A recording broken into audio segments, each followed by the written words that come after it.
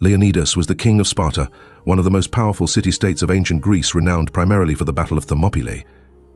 There, he led a group of 300 Spartans and other Greek soldiers against the vast army of Persian king Xerxes.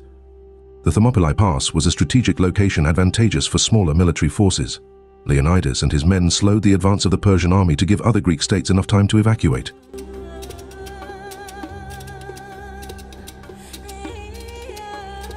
Leonidas was born around 540 BCE as the son of Spartan king Anaxandridas II of the Aegean dynasty. In Sparta, it was customary for the state to be led by two kings from hereditary lines of the Aegiads and the Eurypontids, who had equal power. According to legend, Sparta adopted a dual monarchy after the first king, Aristodemus, had twin sons, Eurysthenes and Proclus, and it was unclear who was born first. Upon their father's death, the twins ruled together, and this power-sharing arrangement became stable, with the brothers founding two hereditary dynasties sharing power. Modern scholars believe that the founders of these lines were not related, as the Eurypontids achieved royal status much later than the Aegiads, around the time Spartan villages united to form a city-state. Leonidas' father, Anaxandridas, married his niece, but as their marriage did not produce a son, the Spartan officials tried to convince him to divorce her and marry someone else to secure an heir. Anaxandridas refused to divorce her because he probably loved her, so the officials allowed him to take a second wife without divorcing the first. This was unprecedented in Sparta, where men could only have one legal wife and had to divorce if they wanted another. Anaxandridas agreed to bigamy, and his new wife soon bore a son, Cleomens. After this, the king returned to his first wife, with whom he had 3 more sons, Dorieus, Leonidas, and Cleombrotus. The latter two might have been twins. There are no records of Leonidas' childhood and adolescence, so it's uncertain if royal sons were treated better than ordinary Spartan citizens. It's likely that from the age of 7, Leonidas entered the agoge, a rigorous training program for all Spartan male citizens. Only the firstborn sons of the ruling houses of the Aegiads and Eurypontids could avoid the agoge, and as the third son, Leonidas did not belong to this group. Upon King Anaxandridas' death in 524 BCE, the throne was expected to go to the eldest son, Cleomenes. However, his succession was challenged by the second-born Dorieus, who felt more of a man due to his strict military training in the agoge, and considered himself superior because his mother was the king's first wife. Despite this, Cleomenes was the eldest son, and his claim was considered stronger, making him king. This so enraged Dorieus that he found it impossible to remain in Sparta and left for Africa to establish a colony. When this failed, he sought fortune in Sicily, where he initially succeeded but was eventually killed. Cleomenes ruled Sparta until 490 BCE, when he attempted to overthrow his company King Demaratus and replace him. When his plot was uncovered, he fled Sparta, tried to ally with the Arcadians, and organized a Helot revolt. The Spartans considered Cleomenes insane and, fearing what he might do, imprisoned him, by the orders of his half-brothers Leonidas I and Cleombrotus. Cleomenes was chained and confined in a cell where he died under mysterious circumstances.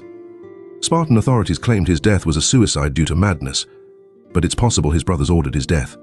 Leonidas, like his father, married his niece, Cleomenes' daughter Gorgo, and they had a son, Pleistarchus.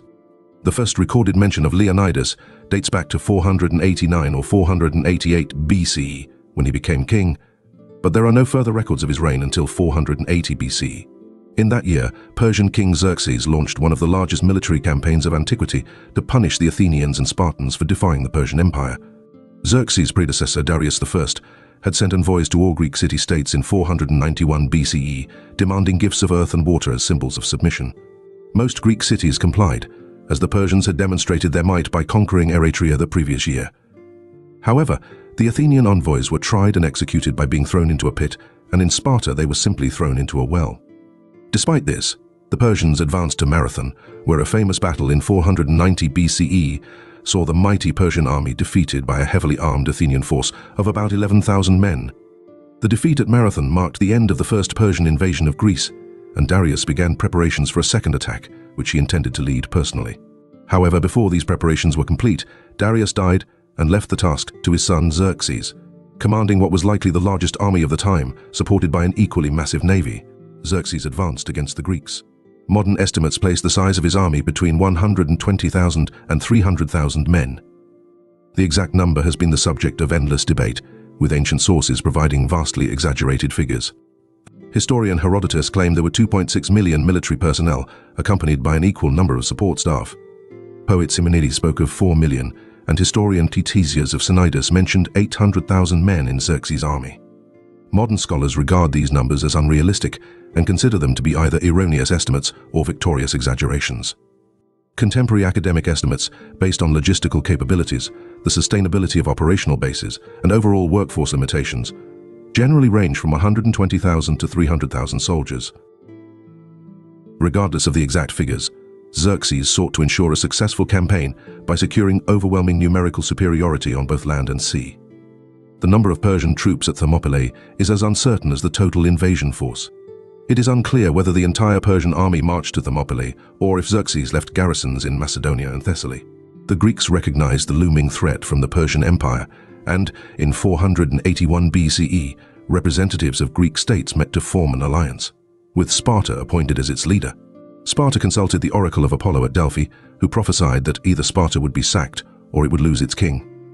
In 480 BCE, as the Persian army slowly advanced through Thrace and Macedonia, news of the approaching threat reached Greece in August. At this time, Sparta was celebrating the festival of Apollo Carnea, during which no armed conflict was allowed and all military activity was prohibited by Spartan law. This festival, along with the Olympic Games and the resulting truce, made it doubly sacrilegious for the entire Spartan army to go to war. However, the urgency of the situation justified a preliminary expedition led by one of their kings to block the pass. So the Ephors sent Leonidas I with his personal guard to hold off the Persians until the full Spartan army could arrive. Leonidas did not expect to survive, believing in the prophecy and convinced he was going to certain death. Because his forces were insufficient for victory, he selected only Spartans with living sons for his personal guard to ensure their lineage would continue. Although the movie 300 portrays Leonidas' wife telling him to return with his shield or on it, Spartan legend has Gorgo asking what she should do if he did not return. Leonidas reportedly replied, "Marry a good man and have good children." In August 480 BC, Leonidas marched to the Thermopylae Pass, known as the Hot Gates, and along the way, the Spartan forces were joined by contingents from various cities. By the time the Allied army reached the pass, it numbered over 7,000 warriors, including about 3,800 Peloponnesians, 700 Thespians, 1,000 Phocians, 400 Thebans, and 300 Spartan hoplites, each accompanied by 3 helots. The Thermopylae Pass was traditionally used to block invading armies trying to enter the Greek mainland. The only usable road along the coast was narrow, and the Phocians had built a defensive wall there, which the allied Greek forces decided to occupy and repair. The pass was supposedly so narrow that the eastern and western gates, as they were called, were only wide enough for one wagon to pass. Later sources suggest the pass was about 100 meters wide, likely wider than the Greeks could hold against Persian masses. However, the Phocians mitigated this disadvantage by directing hot spring waters to create a marsh and building a dike wide enough for only one wagon to pass. In preparing for battle, Leonidas learned of a mountain path that could be used by the Persians to bypass the Thermopylae Pass. He stationed 1,000 Phocians on the heights to prevent such a maneuver. Xerxes' army arrived at Thermopylae without resistance, and upon their arrival, the allied Greek army held a war council. Some Peloponnesians suggested retreating to the Corinthian isthmus to block passage to the Peloponnese, but the Phocians and other states nearby objected, insisting on defending the Thermopylae Pass.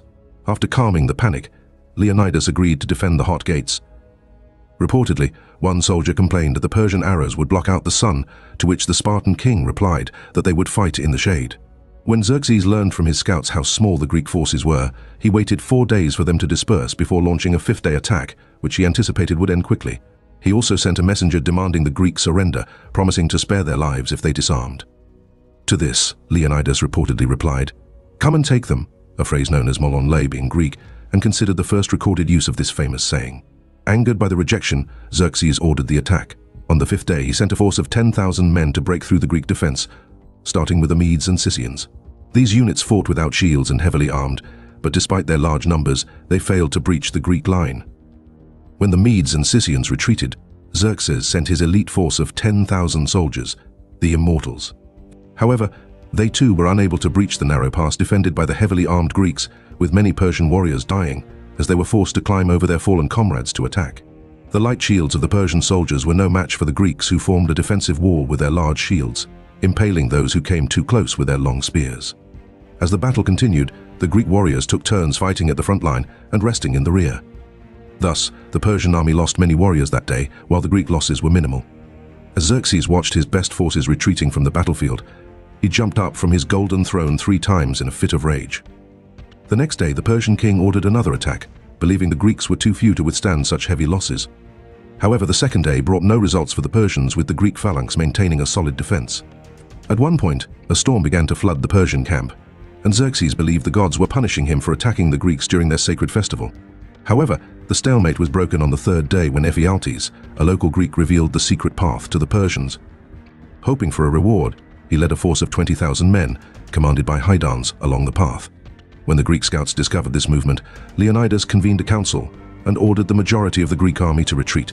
He remained with his 300 Spartan hoplites, their helots, and a group of Thebans and Thespians who volunteered to stay. Hydans' forces overwhelmed the Phocians defending the pass, with the defenders retreating to higher ground, allowing the Persians to march directly to the Greek rear. At dawn, the Greeks marched into the pass for the final battle, engaging the Persians, breaking many of their weapons, and resorting to hand-to-hand combat. The Greeks continued to fight fiercely, suffering heavy losses but inflicting severe casualties on the Persians. Eventually, the Allied forces retreated to a small hill behind the wall and fought with daggers, swords in their hands, until they were all killed by arrows.